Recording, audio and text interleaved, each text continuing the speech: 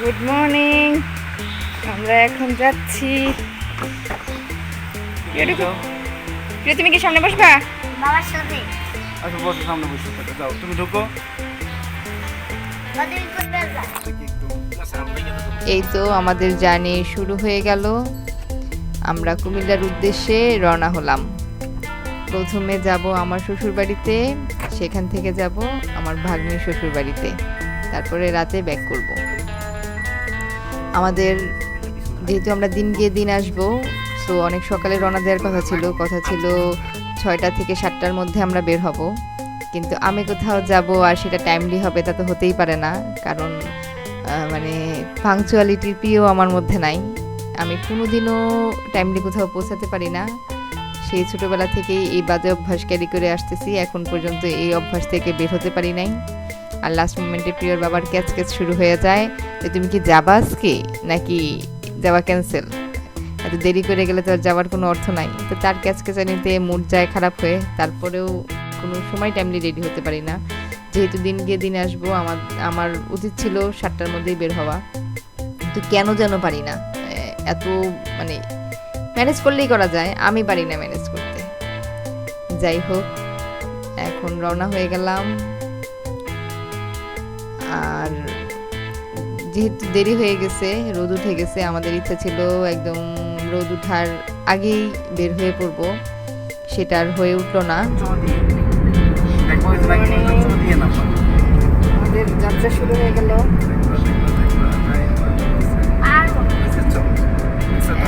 আমি always late. আজকে 7টায় বের হওয়ার কথা ছিল, 7টা থেকে বের হতে হতে 8টা বেজে গেছে। আর বাস সবসময় দিতে পারিনি। আর এই প্রাইভেট কার সবসময় গ দিয়ে শুরু হয়। ও এটা নাম্বার আছে। ক্যামেরা কি হলো? মাথা না আসলে বেরিয়েছে। আমার অলওয়েজ অভ্যাস যে লাস্ট মিনিটের মাথা আসলে সময় পাই না, এটা গ রাস্তায় এসে আমাদের এটা আশ্রইতে হয়। এখন আশ্রয় নেই। আর এই মাইক্রো আমাদের 300 ফিট দিয়ে যাওয়ার কথা ছিল। 300 ফিট দিয়ে গেলে খুব তাড়াতাড়ি হয়, কিন্তু 300 ফিটের নাকি রাস্তার কাজ চলছে, সেজন্য আমরা বনশ্রী হয়ে কাঁচপুর ব্রিজ দিয়ে তারপরে যাব। আর প্রিয় সকালে নাস্তা করে বের হয়নি, ওকে এত সকালে খাবার দিচ্ছিলাম আর অস্বস্তি করছিল। প্রিয়কে নিয়ে জার্নি করলে মানে আমার খুব টেনশনে থাকতে হয়। ওর খাবার নিয়ে নিয়েছি সাথে, জানি না মাঝ রাস্তায় খাবে কিনা, না খাওয়ার সম্ভাবনা 99.99%, কারণ রাস্তায় কিছু খেতে চায় না, আর না খেলে কিনা পুরো জার্নিতে অস্বস্তি করে। প্রিয় মানে খুব একটা জার্নি সহ্য করতে পারে না, ওকে নিয়ে জার্নি করতে আমাদের খুবই কষ্ট হয়। আমরা ঘোরাঘুরি খুব পছন্দ করি, কিন্তু প্রিয়র জন্য অনেক সময় হয়ে ওঠে না, কারণ ও জার্নিটা একদমই নিতে পারে না, রাস্তায় অনেক অস্বস্তি করে। আমি রেডি হয়ে বের হই নাই, তাই একটু রেডি হওয়ার ট্রাই করছি। একটু লিপস্টিক লাগিয়ে বের হয়েছিলাম বাসা থেকে, শুধু আর কিছু করার সুযোগ পাইনি। সকালবেলা নাস্তা টাস্তা করতে করতেই আসলে অনেকটা সময় পার হয়ে গেছে। দেরি হওয়া শুধুমাত্র যে নিজের জন্য রেডি হওয়ার জন্য তা না, ঘরের সব কিছু গুছিয়ে বের হতেই আমার সবসময় দেরি হয়ে যায়। তো এবারও তাই। এখন আমি একটু ট্রাই করছি রেডি হয়ে নেওয়ার জন্য। আমি যখনই আইলাইনারটা চোখে দিচ্ছি তখনই গাড়ি হার্ট ব্রেক করতেছে, আর আমার আইলাইনারের অবস্থা খারাপ। আবার স্টার্ট করি, আবার ব্রেক করে। এই এমন করতে করতে অনেকটা কষ্ট করার পর, অনেকবার ট্রাই করার পরে হালকা একটু করে আইলাইনার একটু দিয়ে নিতে পারলাম, তাও অনেক সাধনার পরে।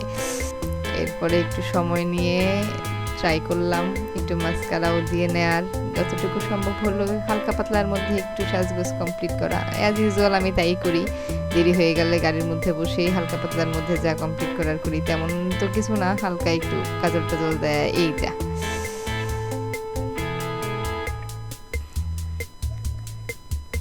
আর কোথাও গেলে আমি খুব জার্নিটা এনজয় করি, আমার কাছে গাড়িতে বসে থাকতে খুব ভালো লাগে, লং ড্রাইভ আমার খুব পছন্দ। কিন্তু প্রিয়র প্রবলেম হয়ে যায়, প্রিয় কোথাও গেলে একদম অস্থির হয়ে যায়, রাস্তায় বমি করে অনেক সময়, ও খুব টায়ার্ড হয়ে যায়। ওর জন্য আমরা লং জার্নি খুব একটা করতে পারি না। এটা হচ্ছে মেঘনা ব্রিজ, অনেক পানি, এখন বর্ষাকাল, একদম নদী একদম ভরপুর।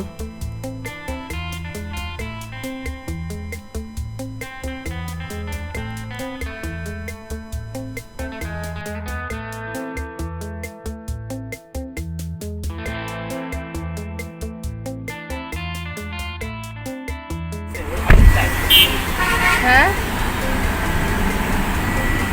প্রিয় ব্যাগডালা থেকে মাস্ক বের করতে হবে হ্যাঁ আমাদের ব্যাগডালাতে মাস্ক বের করতে হবে মাছ মাস্ক আমার লাগবে না আমার পকেটে বাবুরটা তো আমরা এখন পেট্রোল পাম্পে থামলাম গাড়িতে তেল ভরা হচ্ছে আর হচ্ছে প্রিয় খারাপ হতেছে প্রিয় নামলো আমিও নামি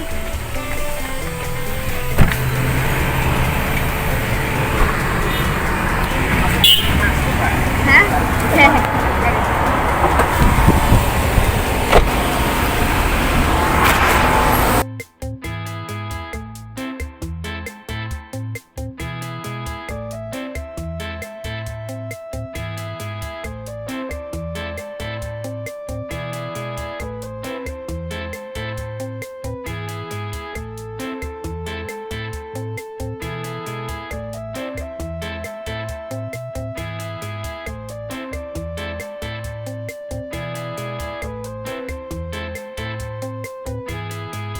প্রিয় এখানে ফিশগুলো দেখতেছে ওর মেনলি ওর মাইন্ড ডাইভার্ট করার ট্রাই করতেছিলাম আমরা রাস্তায় একবার বমিও করেছে অনেক দুর্বল হয়ে গেছে এখানে একটা রেস্টুরেন্ট আছে তো গিয়ে দেখি খাবার সব স্ন্যাক্স জাতীয় কিছু বসে খাবার তেমন কিছু নাই তো প্রিয়র জন্য কিছু চিপস আর কোল্ড ড্রিঙ্কস নিয়ে নিলাম যে আমরাও খাবো প্রিয়ও খাবে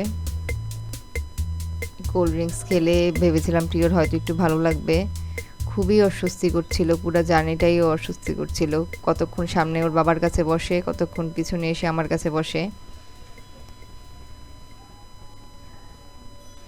তো এই অ্যাকোয়ারিয়ামের ফিশগুলো দেখতে অনেক ভালো লাগছিল আমরা যখন থাইল্যান্ড গিয়েছিলাম প্রিয় তখন অনেক ছোট তখন একটা ফিশ অ্যাকোয়ারিয়াম ছিল ফিশ অ্যাকোয়ারিয়ামের সামনে এমন ফিশের ব্যবস্থা ছিল অনেক ফিশ ছিল সেগুলোর মধ্যে প্রিয়কে দেখেই বললাম প্রিয় তোমার মনে আছে থাইল্যান্ডের কথা তখন ওই সময়ের কথা ওর কিছু মনে নাই আমরা যেই হোটেলটাতে থাইল্যান্ডে ছিলাম সেই হোটেলের সামনেও একটা এমন একটা অ্যাকোয়ারিয়াম ছিল হ্যাঁ সামনে বসতে চাও মামার সাথে বসো হ্যাঁ এখানে একটু রেস্ট নেওয়ার পর এখন আবার আমাদের যাত্রা শুরু হয়ে গেল প্রিয় এখনো কনফিউজ সামনে বসবে না পিছনে বসবে সামনে বসে বাবার সাথে এরপরে আবার যখন টায়ার্ড হয়ে যায় আর শরীর কুলাতে পারে না তারপরে আবার আমার কাছে এসে শুয়ে পড়ে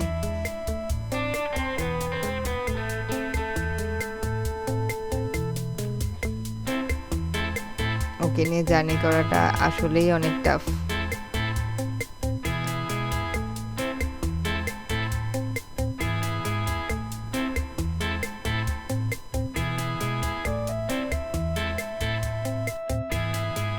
গাড়িতে গান বাজছে তার সাথে সাথে আমি গুনগুন করে গান গাচ্ছি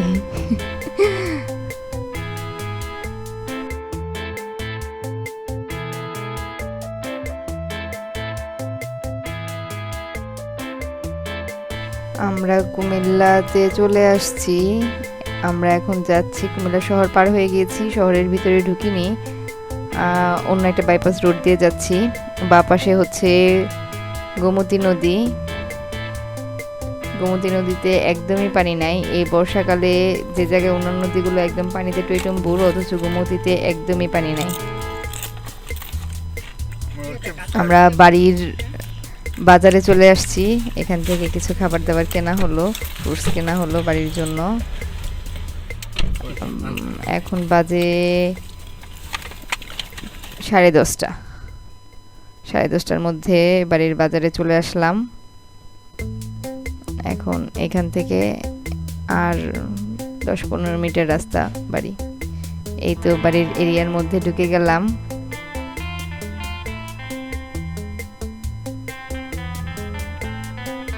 এই তো এখান থেকেই সামনে এখানে আমরা নেমে যাব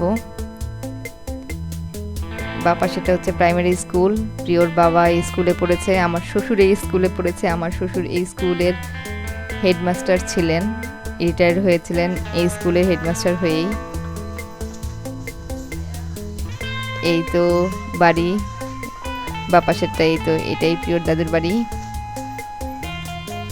প্রিয় যাচ্ছে নিজের বাড়িতে আসলে প্রিয় যেমন আলাদা একটা আনন্দ পায়। ওকে দেখলে আমি ছোটবেলা থেকেই দেখি অন্য কোথাও গেলে ও এতটা আনন্দ পায় না, বাড়িতে আসলে ও যতটা না আনন্দ পায়।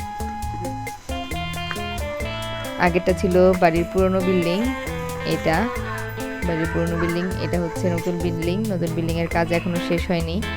আমার শ্বশুর এই বিল্ডিংয়ের কাজ যেদিন করেছিলেন সেদিনই উনি হার্ট অ্যাটাক করেন, পরের দিনই মারা যান। যেদিন বাড়ির প্রথম ফাউন্ডেশনের কাজ হয় ওই দিনই উনি হার্ট অ্যাটাক করে মারা যান 4 বছর আগে। তো আব্বা খুব শখ করেছিলেন এই বিল্ডিং নিয়ে। এরপরে আমার ভাসুর এটা পরে কন্টিনিউ করেন। এটা আমার বড় যা। আমি ঘুরে ঘুরে বিল্ডিং দেখছিলাম। অলমোস্ট সব কমপ্লিট, শুধু রং করাটা বাকি। এরপর গেলে হয়তো বা ডিরেক্ট এই বিল্ডিংয়ে উঠতে পারবো। আমার ভাসুরের শরীর খুবই অসুস্থ, নয়তো বিল্ডিংয়ের কাজ আরও আগেই শেষ হয়ে যেত। ওনার অসুস্থতার জন্য ওনাকে দেখতে আসা। এই তো শেষ, এখন ডক্টর দেখানো হবে। ডক্টর যদি সাজেস্ট করে যে ঢাকায় এনে কোনো একটা সার্জারির দরকার, সেটাও দরকার হলে করতে হবে। ওনার মেরুদণ্ডের হাড় ক্ষয় হয়ে গিয়েছে, এ থেকে এখন দাঁড়াতে বা হাঁটতে খুব কষ্ট হয়। ওনাকে দেখার জন্যই আসলে মেনলি এখন বাড়িতে আসা। আর ঈদের সময় আসতে পারলাম না প্রিয় বাবার ডিউটির জন্য।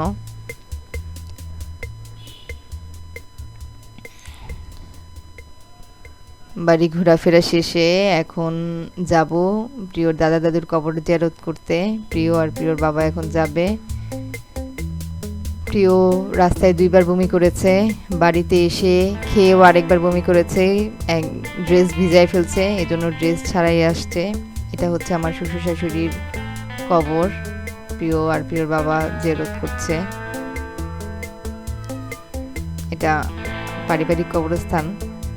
এখানে শুধু আমার শ্বশুর শাশুড়ির আর আমার চাচা শ্বশুরের কবর।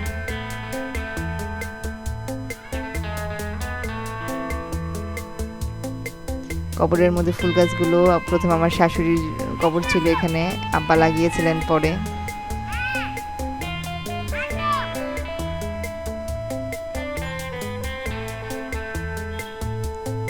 এটা প্রিয় চাচাতো ভাই, প্রিয় আসলে সাইকেলে করে ওকে ঘুরে বেড়ায়।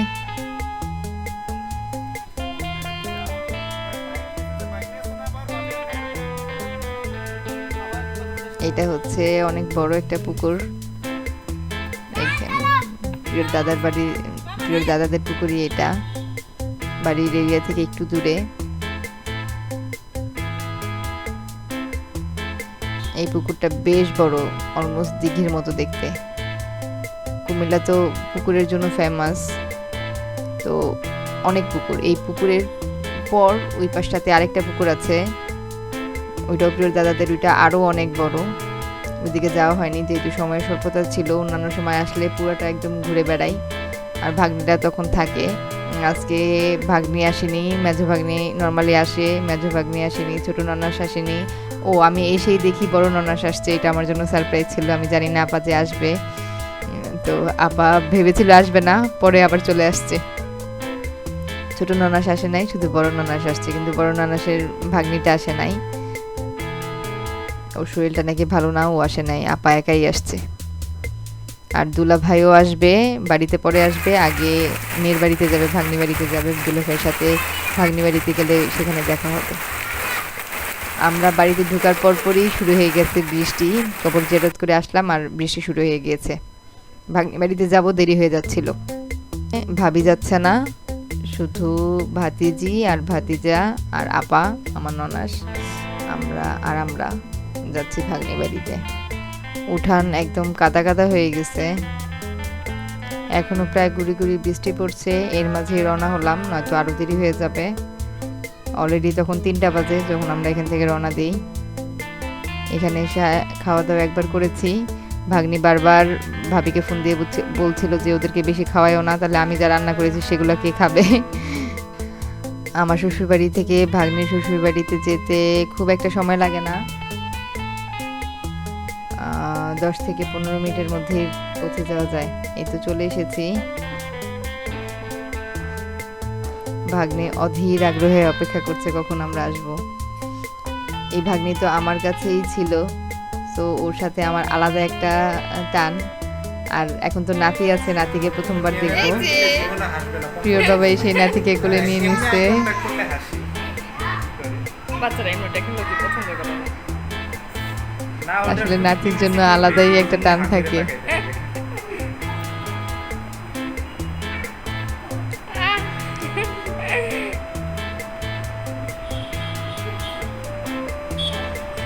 তুমি শেভ করে আসছিলে? হ্যাঁ, দেখে ব্যথা পাবে। এই হচ্ছে ভাগ্নি, এই হচ্ছে নাতি। এই ভাগ্নির কথা সব সময় বলি যে আমার খুব কাছের মানুষ। বিয়ের পর থেকে মানে ও আর আমি সব সময়টা কিন্তু একসাথে কাটিয়েছি। সারাক্ষণ 2 বছর হয় বিয়ে হয়েছে, এরপর থেকেই আমি একা। তো মামা আসবে, তো মামার জন্য আলাদা একটা টান। মামা কি কি পছন্দ করে সব রান্না করে ফেলছে। ঝুমু, তোমার সাথে কথা কি ছিল? হ্যাঁ, কি কথা ছিল বলো? মামার পছন্দের ভর্তা মামার জন্য আপনারা কিছু না, সবাই এমনি মামার সাথে ভাগ্নির নাম হচ্ছে ঝুমু। সবসময় ভাগ্নি ভাগ্নি বলি, ভাগ্নির নামই তো বলা হয় না। ওর মামা যা যা পছন্দ করে, যত ধরনের ভর্তা, যত ধরনের মাছ, তারপর ওর মামা হাঁসের মাংস পছন্দ করে, হাঁসের মাংস, মানে একদম সব যা যা মামা পছন্দ করে। ওকে বললাম যে সব কিছু যে একদিনে করে ফেলছো, আমরা কি আর আসবো না? আর এটা হচ্ছে বড় দুলা ভাই, ঝুমুর আব্বা। এই যে নাতিটা কুটুস কুটুস। আমরা যাওয়াতে ওর সারা দিনে ঘুম হয়নি, শরীর অনেক অস্বস্তি করছিল। আসলে বাচ্চা মানুষকে, বাচ্চাদেরকে মারা একটু টাইম না দিলে সারা দিন আর খাওয়া দাওয়া হয় না। ও খুব টায়ার্ড হয়ে গিয়েছিল। প্রিয়র বাবা মানে বাড়িতে গেলে তো ওদের ফ্লেভারের একটা খাবার, যেটা আমি নর্মালি রান্না করতে পারি না, তো খুব তৃপ্তি নিয়ে খায়। তো আবার এটা হচ্ছে ভাগ্নির হাতের রান্না। ভাগ্নির হাতের রান্না ওর এমনিও অনেক পছন্দ। বাসায় থাকতে তো আগে ভাগ্নি অনেক সময় রান্না করতো। তো ও খেতে খেতে একদম অবস্থা খারাপ। এই যে পেট ফাঁকা, শুধু খাচ্ছে আর খাচ্ছে। তুমি কি ফ্রি ফ্রি পাইয়া সবগুলো খাইলা? হ্যাঁ, কথা বলার শাস্তি নেই, কথা বলতে গেলে শাস্তি তো শাস্তি আর থাকে না। হ্যাঁ, তুমি কি আমার বাইরে করতেছো? যে ফ্রি পাইয়া পাইয়া খাইতে খাইতে একদম পেট টুসটুসে করে ফেলছে।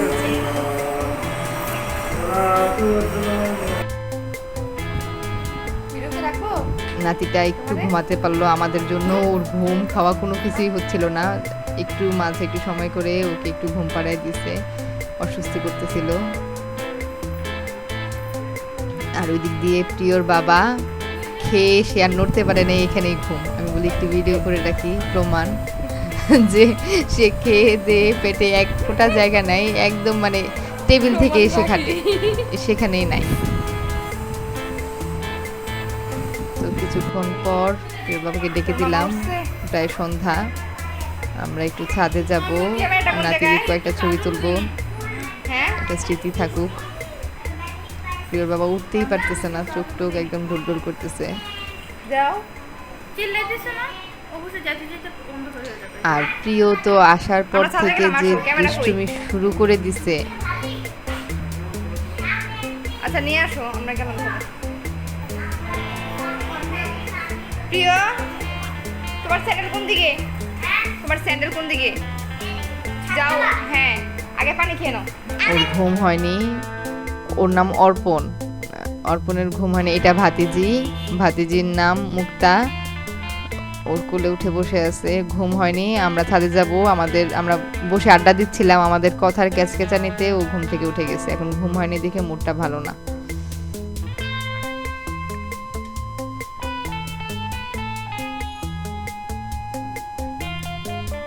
ভাগ্নের বাড়িটা হচ্ছে কুমিল্লার এমন একটা সাইডে যেখানে ছাদ থেকে প্রায় কুমিল্লার বর্ডার দেখা যায়।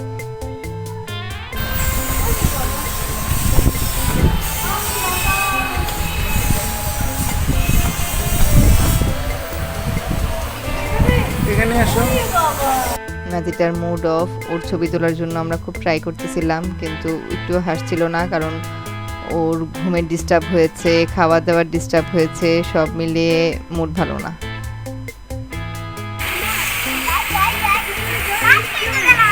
ছাদে অনেক গাছ। আমাদের সামনে এটা ঝুমুর ডালিম দেখি, এটা পেয়ারা গাছ না? লেবু, এটা বাতাবি লেবু, এটা কাগজি লেবু, ও এটা বাতাবি লেবু, এটা কাগজি লেবু। এটা আমরা প্রিয় আসার পর থেকে খেলা খেলা খেলা, আসলে এমন একদিনের ট্যুর বাড়িতে গেলে হয় না, একদিনের সময় নিয়ে বাড়িতে গেলে হয় না। প্রিয়কে নিয়ে কয়েকটা দিন থাকতে পারলে ভালো লাগতো। এই যে বলি না, ইন্ডিয়ার বর্ডার দেখা যায়, এই গাছগুলোর পরেই বর্ডার শুরু। তো প্রিয় মানে এতই লাফালাফি ঝাপাঝাপি করছিল, সারাদিনেও আমার কাছে আসেনি, তেমন কিছু খাইও নি, মাঝে একটুখানি খাওয়াতে পেরেছিলাম। একা একা ছাদের একদম উপরে উঠে যাচ্ছিল। বাড়িতে আসলে ও মানে দাদুর বাড়ি প্লাস ভাগ্নি বাড়ি, ও মানে একদম নিজের একটা জায়গা পায়। আমারও খুব খারাপ লাগছিল যে প্রিয়র ঘোরাফেরা হয়নি, আর একটু থাকলে ভালো লাগতো। আসলে মনটা খারাপ হয়ে গিয়েছিল যে আর একটু সময় দিতে পারলে ভালো লাগতো, অনেক বেশি ভালো লাগতো। ভাগ্নিরও মন খারাপ, একটু সময় নিয়ে যেতে পারলে ওর সাথে একটু ভালো সময় কাটাতে পারতাম, হয়নি সব মিলিয়ে। প্রিয় প্রিয় আসার পর থেকে দুষ্টুমিতে শুরু করছে, আর কোনো বন্ধ নাই দুষ্টুমি। সব মিলিয়ে প্রিয়, বেশ তুমি ভালো নিচের একটা দিকে উঠে সময় দিও না, পড়ে কেটেছে। যাবা। এনে উপর দিকে উঠতে দেই অনেকদিন পর লাস্ট গিয়েছিলাম ফেব্রুয়ারিতে, তখন বেবি পেটে ছিল, অর্পণ পেটে ছিল। এখন গিয়ে অর্পণকে দেখলাম, আসলে নাতির জন্য আলাদাই একটা মায়া থাকে, আর ভাগ্নি যখন আদরের, নাতি তো আরো আদরের হবে।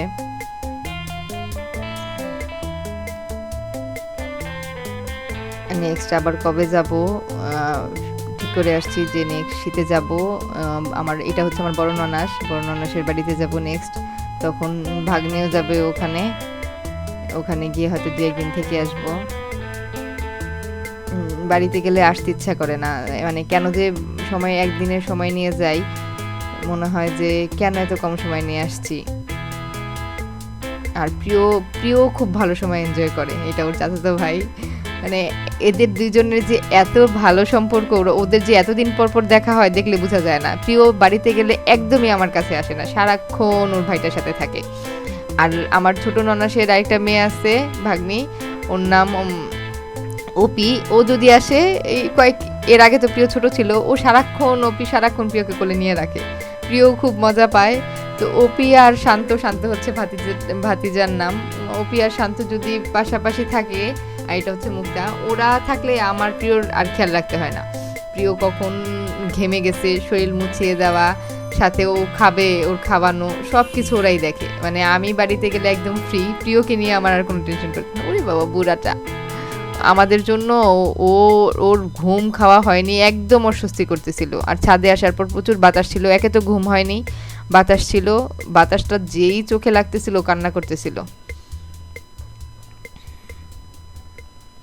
সবাইকে ফেলে আসতে একটু ইচ্ছা করছিল না, মনে হচ্ছিল যে আর একটু সময় থাকি।